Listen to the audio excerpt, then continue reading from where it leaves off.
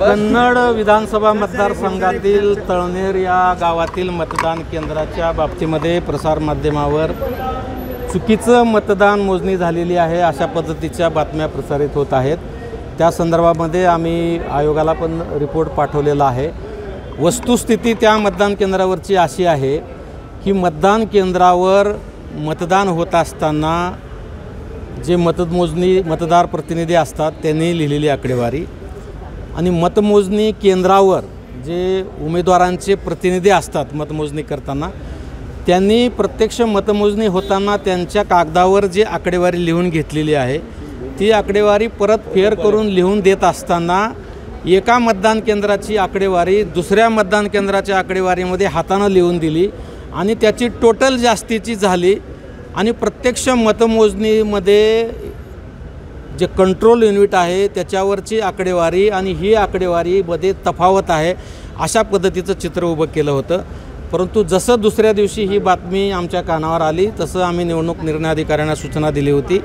निवडणूक निर्णय अधिकाऱ्यांनी संबंधित उमेदवारांना बोलावून सर्व रेकॉर्ड त्यांना दाखवलेला आहे। प्रत्यक्ष मतदान केंद्रावर झालेलं मतदान आणि मतमोजणीच्या वेळेस निघालेले मतदान हे समान आहे, त्याच्यामध्ये एकाही मताचा कुठेही तफावत नाही। परंतु मतमोजणी प्रतिनिधींनी लिहिताना काहीतरी गडबड गोंधळ केली आणि स्वतःच्या हस्ताक्षरामध्ये इकडच्या मतदान केंद्रावरची आकडेवारी दुसऱ्या मतदान केंद्रावर मिक्स केली आणि त्याची गोळाबेरीज करून ते जास्तीचं आहे असं काहीतरी समाज माध्यमामध्ये पसरवलं आणि त्यामुळे लोकांच्या मनामध्ये किंतु परंतु झालं होतं। परंतु मी स्पष्टपणे आपला निदर्शनास आणून देऊ इच्छितो की त्या मतदान केंद्रावरचं सर्व रेकॉर्ड निवडणूक निर्णय अधिकाऱ्याने तपासलेला आहे। आम्ही तपासून खात्री केलेला आहे त्या ठिकाणी एकही मताचा फरक नाही आहे। जे मतदान केंद्रावर जे मतदान झालेली आकडेवारी होती तीच आकडेवारी मतमोजणीमध्ये सुद्धा निघालेली आहे।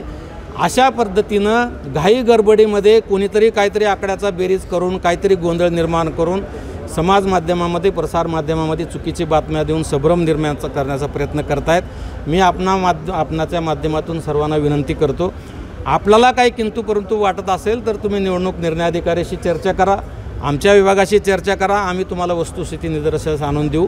परंतु खातरजमा न करता कुठलीही अशी अफवा पसरू नका आणि लोकांच्या मनामध्ये संभ्रम निर्माण होईल असं वातावरण निर्माण करू नका अशी माझी विनंती आहे।